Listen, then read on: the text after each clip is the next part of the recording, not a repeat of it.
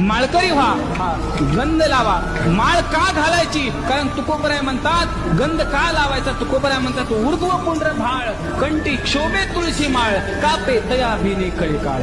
म्हणून माळ घालायची महाराज. माळेमध्ये खूप ताकद आहे महाराज. तुम्ही अंगावरती कितीतरी किलोचं सोनं घाला, कितीतरी चोरांची नजर तुमच्यावर कायम असेल, परंतु एक 10 रुपयाची तुळशीची माळ गळ्यामध्ये घालून बघा, कायम त्या पांडुरंगाचं लक्ष आयुष्यभर तुमच्यावरती असेल.